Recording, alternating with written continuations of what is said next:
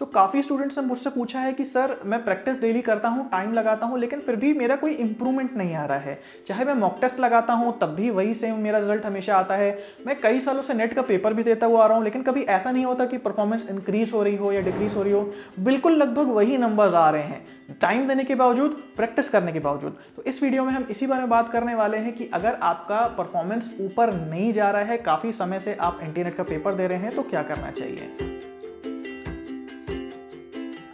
तो गाइस, इससे पहले हमने वीडियो बनाया था कि पढ़ने का सही तरीका क्या होता है, जिसमें मैंने 2 स्टेप्स की बात की थी। सबसे पहला कंसेप्ट्स को क्लियर कर लें, दूसरा एक बार कंसेप्ट्स क्लियर हो जाएं तो उस पर बार बार प्रैक्टिस करें, ताकि वो जो समझे हुए कंसेप्ट्स पे किए हुए सवाल हैं वो कम समय में हो जाएं और बिल्कुल कॉन्फिडेंस से हो जाएं, आप नर्वस आए नहीं। तो उसके लिए प्रैक्टिस जरूरी है।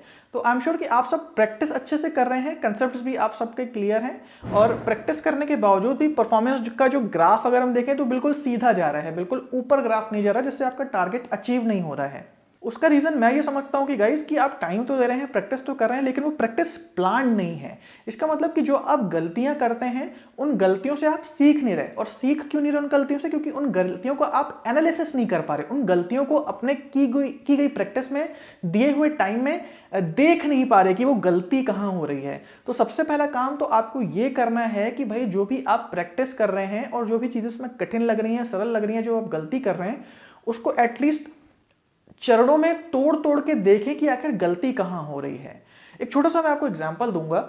इस दुनिया में जो भी चीजें हम करते हैं, चाहे वो खाना बनाना ही क्यों ना हो, चाहे वो पढ़ाई करना ही क्यों ना हो, उसको हम समझ सकते हैं अलग अलग भागों में तोड़ तोड़ के। तो जैसा कि आपको पता है, खाने बनाने का अपना एक चरण होते हैं, कोई भी अगर आपकी डिश हो तो उसके अपने चरण होंगे अलग अलग। उसी तरीके से पढ़ाई में भी जो सब्जेक्ट्स है हमारा, उसके अलग अलग चरण हैं, अलग अलग सेक्शंस और सब सेक्शंस हैं। इसी से हम चीजों को समझ पाते हैं। तो लाइफ में हमको पढ़ाई में या किसी और चीज में अगर इंप्रूव करना है, तो सबसे पहले जो भी काम हम करना चाहते हैं अच्छे से, उसको अलग अलग भागों में तोड़ना पड़ेगा, अलग अलग भागों में समझना पड़ेगा, और फिर ये देखना पड़ेगा कि गलती आखिर कहां हो रही है। तो गाइस, आप सबने भी ये चीज एक्सपीरियंस की होगी कि जो टीचर होता है क्लास में केवल एक मेथड से चीज़ों को बता देता है, जिसको आया वो समझदार, जिसको नहीं आया वो पीछे रह जाता है। लेकिन जो वेस्टर्न एजुकेशन सिस्टम है उसमें गाइस ऐसा नहीं होता है। उसमें अगर टीचर कोई चीज़ बच्चों को बताता है तो जाहिर सी बात है कुछ बच्चे पहली बार में उसको ग्रैब कर ले जाते हैं, कुछ बच्चों को थोड़ा सा समय लगता है। तो टीचर ऐसे में हर एक बच्चे पे देखता है कि जो अलग अलग स्टेप्स थे जो भी मैंने बताया, उसमें किस पर्टिकुलर स्टेप में उस बच्चे को प्रॉब्लम है।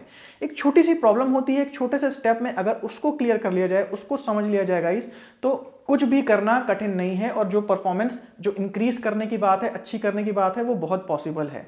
तो मैं आपसे यही कहना चाहूंगा कि जो भी आप पढ़ते हैं, ठीक है, प्रैक्टिस करना एक अपने आप में एक बहुत बड़ी चीज है, लेकिन उसमें कितने चरण हैं, क्या क्या चीज आप प्रैक्टिस कर रहे हैं, वो जो चरण है उसमें कहां आपकी प्रॉब्लम आ रही है, ये केवल आप ही खुद डिसाइड कर सकते हैं। और आपको ही देखना पड़ेगा, आपको ही एनालिसिस करना पड़ेगा। तो बिल्कुल ऐसे ही बिना प्लान से प्रैक्टिस ना करें।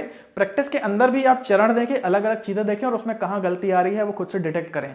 अगर गाइस, मैं शर्त से कह रहा हूं कि अगर आप ये चीज कर लेते हैं और अगर आप जो भी काम कर रहे हैं उसमें अपनी गलतियां निकाल सकते हैं, तो उन गलतियों को इंप्रूव करके ही आप अपनी परफॉर्मेंस को ऊंचा कर सकते हैं, आप अपनी परफॉर्मेंस को अच्छा कर सकते हैं। परफॉर्मेंस अच्छी ना हो पाने का सबसे बड़ा कारण यही है कि आप अपनी गलतियां नहीं देख पा रहे हैं, तभी तो परफॉर्मेंस ऊपर नहीं हो रहा है। परफॉर्मेंस अगर नीचे है तो इसका मतलब यह है कि भाई गलती तो उसमें है, लेकिन बार बार करने के बाद भी परफॉर्मेंस वहीं पे है। इसका मतलब क्या है कि आप गलती नहीं देख पा रहे कहां पे हो रही।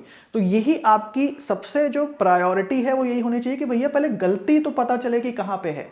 सबसे पहले मानना है गलती हो रही है, मैं गलत कर रहा हूं, लेकिन कहां हो रही है ये डिटेक्ट करना, ये आपके ऊपर है।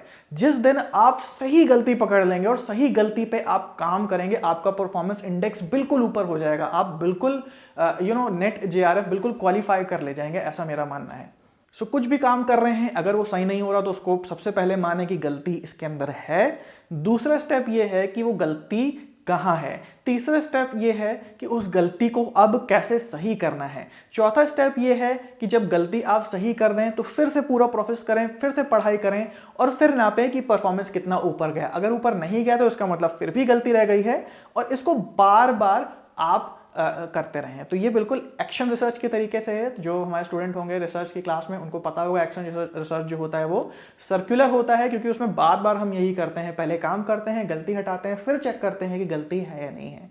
तो इस हिसाब से आपको पढ़ाई करनी चाहिए। गाइस अगर इस वीडियो में 1 या 2% भी आपकी मदद करी है, प्लीज़ वीडियो को लाइक कर दीजिएगा। अगर आपका कोई कमेंट है प्लीज़ कमेंट कर दें, और ऐसी वीडियोस देखने के लिए चैनल को सब्सक्राइब कर सकते हैं और बगल में बेल बटन जरूर दबा दीजिएगा, तभी आपको अगली वीडियो का नोटिफिकेशन मिल पाएगा। तो गाइस इस वीडियो के लिए इतना ही, मिलते हैं नेक्स्ट वीडियो में, तब तक के लिए have a nice day and take care.